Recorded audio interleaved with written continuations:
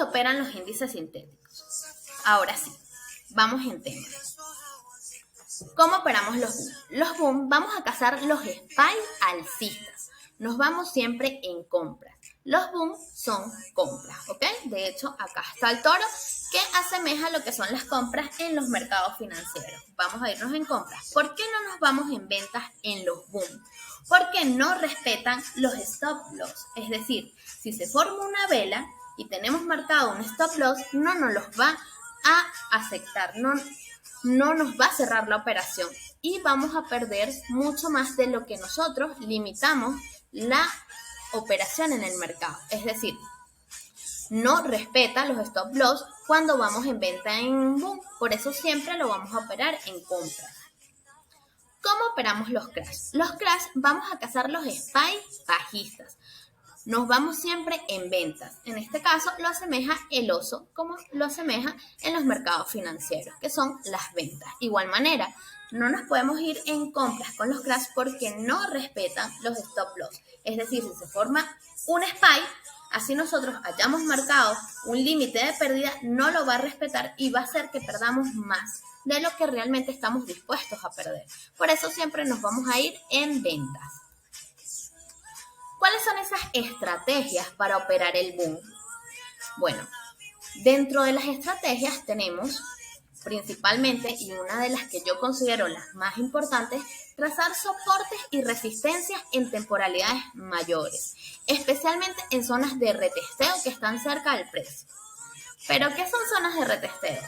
Sencillamente las zonas de retesteo son esos picos, ¿ok?, que se forman en el mercado que respetan una línea determinada. Es decir, en el caso del boom que estamos viendo acá, respeta esta zona como techo, esta zona las convierte en piso y esta zona las convierte en techo. Es decir, en esa línea el precio para posteriormente seguir otra vez, subir o ya sea en el techo bajar. Son líneas que respeta el mercado, ¿ok? Entonces las zonas de retesteo son esas zonas donde coinciden esos techos y esos pisos que respetan, ¿ok? Suelen ser una franja porque suelen hacer varias velitas en esa zona. Cuando determinamos esa zona, que es ese momento donde el mercado respeta, va a ser nuestra zona de retesteo, nuestra zona donde el mercado se para continuar ya sea bajando o subiendo, ¿ok? Nos sirve para tomar entradas y también para saber en qué momento vamos a salir del mercado porque ya no va a subir más de ese punto que estamos esperando. Patrón N en el boom. El patrón N funciona muy bien cuando la tendencia está alcista. Para esto debemos revisar temporalidades mayores, es decir, tenemos que ver cómo está nuestra temporalidad. Si viene en tendencia alcista, sabemos que va a respetar este patrón. Ahora, ¿cómo sabemos que es un patrón N? Porque el SPY supera al SPY anterior. Fíjense acá en este caso. Se forma un SPY, cae, y el otro SPY supera en tamaño al SPY anterior. Hace un pico más alto, ¿ok? Aquí en este caso podemos ver este SPY, retrocede el mercado y ¿qué hace enseguida? Otro SPY que rompe el siguiente, ¿ok? Que lo supera. Ahora, primer caso, el retroceso Fibonacci en el boom. Es importante tomar estos puntos del retroceso de Fibonacci. En el primer caso, vamos a tomar el punto de entrada entre el 23 y el 38. En el curso personalizado que yo les doy, les explico cómo vamos a configurar el Fibonacci y cómo lo vamos a trazar en el caso de compras y en el caso de ventas. En el caso del boom, como dije anteriormente, vamos a tomar el primer caso del 23 al 38, donde vamos a marcar nuestro punto de entrada 2 velitas por encima del 23,60, es decir, como por acá. Y nuestro stop loss va a estar 2 velitas por debajo del 38. Que este espacio no supere los 5 pips de stop loss para así controlar nuestra gestión de riesgo. El segundo caso del retroceso de Fibonacci en el boom La entrada la vamos a tomar es en el 61, ¿ok? 2 velitas por encima del 61 y 2 velitas por debajo del 78 y ese espacio va a ser nuestro stop loss, ¿ok? Punto de entrada, 2 velitas por encima del 61.80. Punto de salida, 2 velitas por debajo del 78.60, que no supere más de 5 puntos de stop loss. Vela pequeña. La vela pequeña nos da un indicio para tomar entradas. Tenemos que tomarla también con confluencias que se las voy a explicar más adelante. La vela pequeña, como pueden observar acá, viene bajando el mercado, viene bajando y se forma una vela pequeña para posteriormente seguir bajando. Cuando estamos viendo mercado, a la hora de tomar entradas, vamos a tomar esta vela de referencia para nuestro punto de entrada. Aquí trazamos un retroceso del Fibonacci cuando se nos forma este spike y está más o menos en este nivel entre el 61 y el 78, pero nos da una verificación de entrada o una confluencia cuando vemos una velita pequeña atrás, ¿ok? Eso nos quiere decir que este punto es un punto factible para entrar al mercado y poder cazar un spike. Doble piso. En los boom, los doble piso usualmente nos indica que el mercado va a subir. Por lo tanto, a partir de esta estructura, vamos a estar muy pendientes de posible formación de spike. Entonces, en este caso, fíjense, el mercado cae, toca una línea de resistencia, de soporte, luego vuelve a subir, vuelve a caer y vuelve a tocar la misma línea. Esto sería nuestro doble piso, ¿ok? Las confluencias, como mencioné anteriormente, para que tengas mayor posibilidades de acertar y cazar spikes con éxito, debes tener confluencia, mínimo 2 factores de los que se mencionaron anteriormente. En este caso, fíjense, mencioné la vela pequeña, se formó el spike, trazamos nuestro retroceso de Fibonacci y marcamos entrada entre el 61 y el 78. ¿Y dónde reaccionó el spike? Justamente en la vela pequeña. Entonces, las velas pequeñas vamos a tomarlas en cuenta cuando tengamos una confluencia, ¿ok? Es importante las confluencias porque nos va a decir en el mercado que hay bastantes oportunidades y que se asemejan para darnos entradas en el mercado. Es decir, tenemos similitudes para poder entrar, ¿ok? ¿Cuáles son los patrones más comunes? En el boom es importante tomar, como dije anteriormente, zonas de confluencia, zonas donde los patrones se cumplan. Un patrón N, una vela, un retroceso del Fibonacci, que todas, digamos que entren dentro del mismo análisis y prácticamente que se asemejen, ¿ok? Que lo que estemos viendo sea parecido, que la vela esté en el punto, que esté dentro de mi retroceso del Fibonacci y que casualmente nos esté haciendo N. Ahí nos va a decir que son momentos para poder entrar en el mercado. Cuando no nos respeta nuestro retroceso al Fibonacci, este patrón es muy común que lo haga en el boom. ¿Qué hace? Él toma liquidez por debajo de ese spike, pero tenemos que tomar en cuenta que usualmente lo hace cuando tenemos una tendencia alcista, ¿ok? Dentro de los patrones más comunes también se nos forman los spikes repetitivos. En el boom, cuando hace un spike fuerte, una vez la tendencia se ve alcista, vamos a dejar correr 3 velitas después que se nos forma ese spike largo, ¿ok? Después que se forman estas 3 velitas y vemos que no hace reacción, tomamos ganancia. ¿Por qué hacemos esto? Porque muchas veces ocurre en los índices sintéticos que se forman las 3 velas y enseguida hace otro spike y nos da doble ganancia. Entonces hay que tomar en cuenta que hay que dejar correr por lo menos 3 velitas para ver si no hace otro spike y no nos los vayamos a perder, ¿ok? Tenemos que tomar en cuenta que tiene que ser la tendencia alcista y los spikes tienen que ser por lo menos largos. Estrategias para operar el crash. Igualmente, como en los boom, hay que trazar soportes y resistencias en temporalidades mayores, especialmente en zonas de retesteo que están cerca del precio. Ya les expliqué anteriormente que las zonas de retesteo son esas zonas donde el precio toma una zona para parar el mercado. Es decir, viene subiendo acá el crash, respeta, cae, y en este caso cae y ¿qué hace? Respeta esta zona para luego subir, ¿ok? Son zonas donde el mercado interactúa, choca para seguir por su lado, ¿ok? Como dije anteriormente, si son techos, cae, si son pisos, sube. Entonces, esas zonas de retesteo hay que trazarlas por lo menos en temporalidades de 5, 15 minutos, 1 hora, 24 horas, que en este caso sería un día, ¿ok?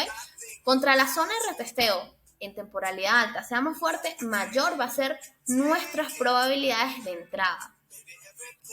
Entonces, en el patrón N, en el crash, se cumple también, pero a la inversa. El patrón N funciona muy bien cuando la tendencia está bajista. Acuérdense que el crash tenemos que estar pendiente de la tendencia bajista, que esté hacia abajo, ¿ok? Para esto debemos revisar temporalidades mayores y ver que la tendencia esté exactamente bajando, ¿ok? En el SPY, ¿qué sucede con ellos? Sencillamente tienen que hacer un SPY más bajo que el SPY anterior. Fíjense acá en el Crash Mid, que me hace un SPY, retrocede, otro SPY que supera el SPY anterior, luego retrocede y hace otro SPY que supera el SPY anterior, ¿ok? Y tenemos una tendencia bajista, el mercado está cayendo. En el caso del Fibonacci del crash va a ser lo mismo, pero la inversa. El punto de entrada igualmente va a ser en el 23 y el punto de salida en el 38. Solo que nosotros trazamos el retroceso de Fibonacci diferente. Como les indiqué, en la clase personalizada yo les explico cómo configurar el retroceso del Fibonacci y cómo lo vamos a trazar de forma correcta. Recuerden que no puede ser más de 5 pips de stop loss para cumplir con nuestra gestión de riesgo. En segundo caso, el retroceso del Fibonacci va a ser el punto de entrada 2 puntos por debajo del 61.8 y vamos a situar el stop loss 2 puntos por arriba del 78.60, que este margen no supere los 5 pips de stop loss. La vela pequeña. Igualmente que en los boom, la vela pequeña cumple un factor importante, pero recuerden, la vamos a tomar en cuenta cuando haya confluencia. Fíjense, en este caso retrocede o nos hace un crash justamente en la vela pequeña. Ahora, ¿dónde vamos a trazar nuestro stop loss y nuestro punto de entrada cuando tenemos una vela pequeña? Sencillamente vamos a poner el punto de entrada 2 puntos por debajo de la vela pequeña y situando el stop loss 2 puntos por arriba de la vela pequeña, que no supere este margen los 5 puntos de stop loss. Doble techo. Usualmente, los doble techos nos indica que bajará. Por lo tanto, a partir de esa estructura, vamos a estar pendiente de posible formación de SPYs, ¿ok? En este caso, podemos ver cómo nos hace un doble techo. En este caso, nos dice que el precio ha llegado a un límite y es muy probable que empiece a caer. Entonces, a partir de esa zona, vamos a tomar confirmaciones para empezar a cazar nuestros SPYs. Las confluencias. He hablado muchísimo de las confluencias. Lo que pasa es que en este mercado de índices sintéticos, las confluencias lo es todo. No solo con un patrón vamos a obtener esas probabilidades que esperamos. Tenemos que tener confluencias, tenemos que tratar de acertar el mercado de manera que cumpla con varios requisitos y nos diga, oye, tenemos varios requisitos que nos cumple para poder entrar. Para que tengas mayor posibilidades de acertar y cazar SPYs con éxito, debes tener confluencias, mínimo 2 confluencias de las que se mencionaron anteriormente. ¿Cuáles son los patrones más comunes en el crash? A diferencia de los boom, en el crash es importante tomar zonas de confluencia si en puntos anteriores del FIBO no ha reaccionado. Uno de los patrones que suele hacer más el Crash 500 y en ocasiones el MID es la M con punto alto. Es esta que ven acá, ¿ok? Que hace toma liquidez por encima de estas velas, ¿ok? Aquí hay liquidez y lo que hace es tomar liquidez para caer. Si no nos está cumpliendo con el retroceso de Fibonacci y vemos que estamos en una tendencia bajista, sencillamente tomamos este patrón. ¿Qué sucede con las M? Usualmente las M nos las hace cuando empieza esa tendencia. Entonces hay que estar muy pendiente que nos dé confirmaciones para poder entrar. Pero también no las da en el proceso de caída y nos puede decir, oye, es momento de entrar, a pesar de que no nos respetó el retroceso de Fibonacci, nos hizo una M, ¿ok? Dentro de los patrones más comunes también tenemos el crash cuando hace un spike fuerte. Una vez la tendencia se vea bajista, hay que dejar correr 3 velas antes de cerrar la operación, si lo que deseas es cazar el siguiente spike, como dije anteriormente en el boom. ¿En qué momento no debemos operar?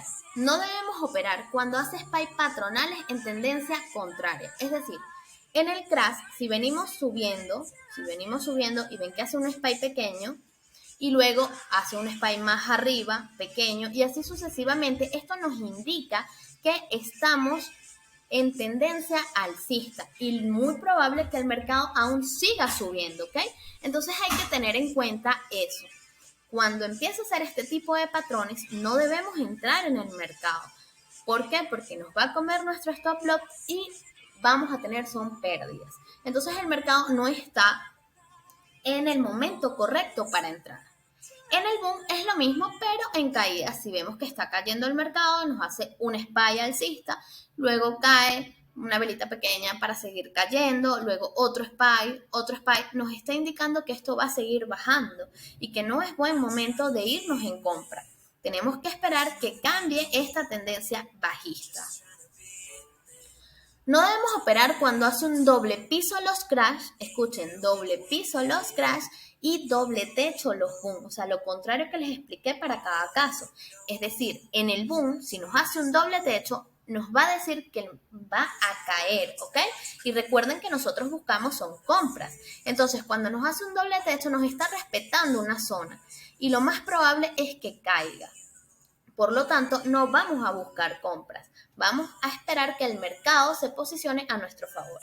En el caso de los crash es lo mismo, cuando nos hace un doble piso, nos está indicando que el mercado es muy probable que empiece a subir. Entonces, cuando nos hace un doble piso, no es un momento adecuado para entrar al mercado. Hay que esperar que el mercado se posicione a favor de la tendencia que estamos esperando y sencillamente tomarlas en cuenta para saber en qué momento no debemos operar.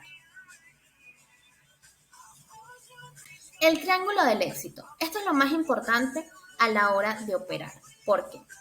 Estos son los 3 factores que se deben cumplir para poder ser rentable en cualquier activo financiero. Principalmente el psicotrading es el que le coloco acá en la punta del triángulo porque es lo más importante. El 70-80% de la rentabilidad de un trader va relacionado con sus emociones, ¿ok? Con lo que ellos sienten a la hora de operar. Uno tiene que estar tranquilo, uno tiene que entrar en el mercado con la mente relajada, tratar de estar en un buen ánimo, porque eso afecta muchísimo tus operaciones. El otro punto del triángulo es tener una buena estrategia, que es la que les estoy dando en el curso, una estrategia que funciona, que cumple muy bien si la haces de manera correcta, ¿ok? Si la aplicas de manera correcta. Y el cumplimiento es gestión de riesgo. Yo en mi curso les doy un plan de trading donde les explico los lotajes, el capital o las metas de cada día para que vayan teniendo disciplina y para que vayan controlando esas emociones. También es importante porque son metas que se pueden cumplir de manera muy fácil y eso no los va a frustrar tanto y van a poder ir creciendo sus cuentas de manera paulatina y de manera eficiente.